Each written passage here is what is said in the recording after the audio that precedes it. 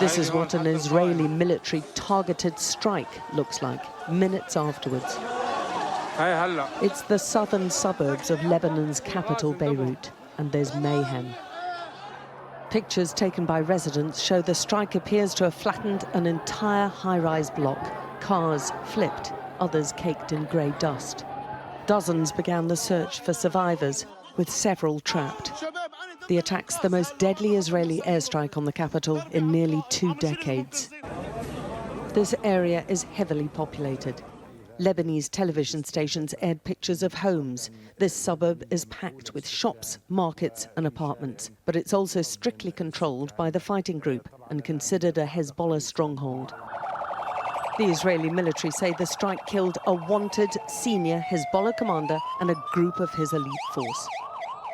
Ibrahim Aqil is one of America's most wanted, the second member of the fighting group's top military body to be killed in the capital in 2 months. At the time of the strike, Aqil and the commanders of the Radwan forces were gathered underground under a residential building in the heart of the Dakhya in Beirut, hiding among Lebanese civilians, using them as human shields.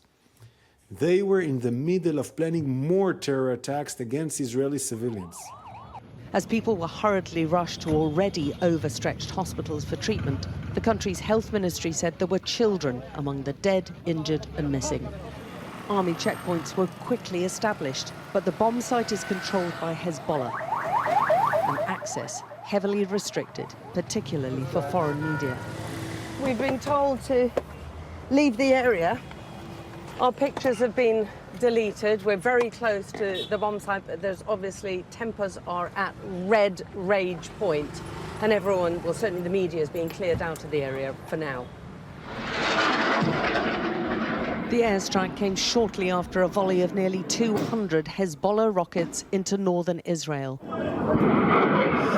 many of them intercepted by the Iron Dome. Tens of thousands of people on both sides of the border have fled their homes as these tit-for-tat attacks have ramped up and up. But this was one of the heaviest days yet in nearly a year. The Israeli military has been burying its dead too. Hundreds gathered for the funeral of one of 2 Israeli soldiers killed on the border the day before. But Hezbollah's military command and weapons have been systematically targeted for months now, and they've suffered some strategic losses. But there's been a marked increase in exchanges over the past 24 hours. The Israeli airstrike in the capital has just sent the tensions soaring.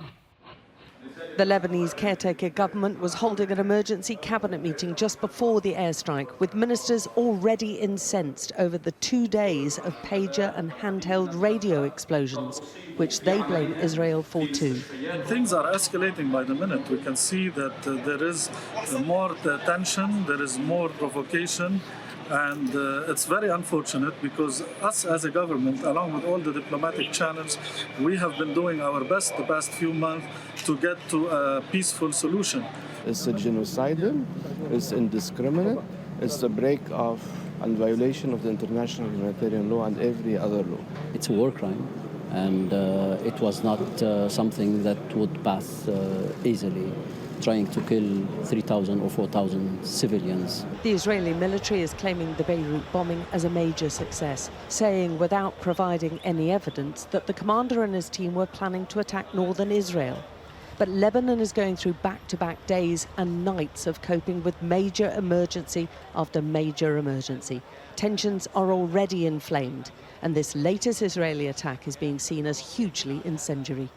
Alex Crawford, Sky News, Beirut.